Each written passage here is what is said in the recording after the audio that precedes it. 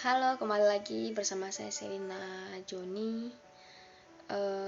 Ini merupakan sharing insight pertemuan 12 kalau nggak salah. Nah, di pertemuan, sebelumnya saya mengingatkan lagi kalau saya masih mahasiswa yang masih belajar dan mungkin ketika ada salah kata, jadi saya mohon maaf gitu. Nah, di pertemuan ini itu membicarakan salah satu pendekatan di humanistik, yaitu pendekatan logoterapi. Nah, sebelum masuk ke pendekatan logoterapinya, kita mau kenal dulu siapa sih pelopornya gitu, siapa sih tokoh dari logoterapi ini. Nah, untuk tokohnya sendiri atau pelopornya sendiri yaitu Viktor Frankl. Ya, Viktor Frankl. Oke. Nah, Viktor ini lahir tanggal 26 Maret tahun 1905 sampai dan meninggal 2 September 1997. Nah, beliau ini merupakan pendiri logoterapi atau pelopor logoterapi dan analisis eksistensial gitu. Aliran ketiga setelah psikoanalisa gitu dan Adlerian. Nah, salah satu buku pertama yang ia terbitkan dan mungkin cukup terkenal ya buku dari Viktor Frankl itu yaitu Man's Search for Meaning gitu. Nah, untuk latar belakang dari Viktor Frankl ini, beliau dulu di zamannya dulu itu kenapa juga dia bisa ciptain logoterapi ini, dimana karena dia dulu di camp Nazi gitu. Nah, di situ dia mencari makna dalam segala bentuk keberadaannya gitu.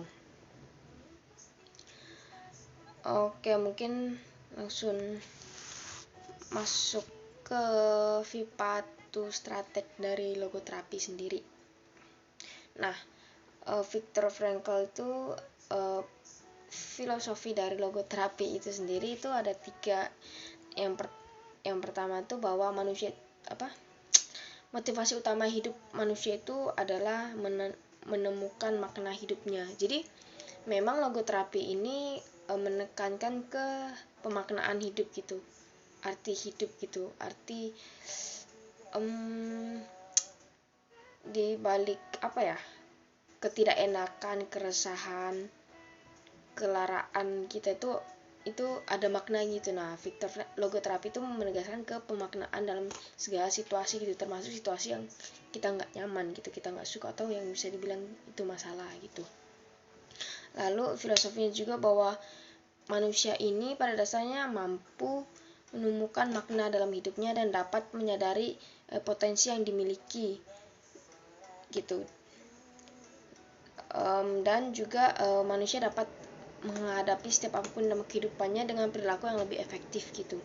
Lalu filosofi yang ketiga itu bahwa manusia memiliki kekuatan internal yang sehat untuk menghadapi kesulitan hidupnya gitu. Jadi lebih kurang filosofi soal logoterapi itu gitu, memandang manusia bahwa manusia itu dapat menemukan makna dalam setiap kehidupannya gitu, termasuk masa sulitnya. Nah, untuk patologinya atau masalah sendiri, masalah manusia sendiri dalam logoterapi itu ada beberapa. Yang pertama ada apatif, kehampaan makna atau eksistensial vakum, terus ada kebosanan, terus juga menyalahgunakan kebebasan.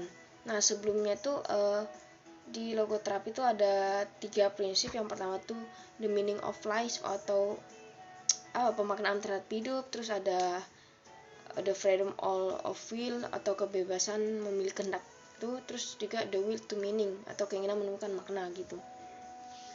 Lalu tujuan dari logoterapi sendiri itu ya sama seperti yang tadi prinsipnya itu, dimana tujuannya itu manusia mampu menemukan maknanya sendiri, terus memiliki kebebasan untuk memilih, kebebasan memilih kehendak, terus juga dalam keinginan menemui makna dalam kehidupannya gitu.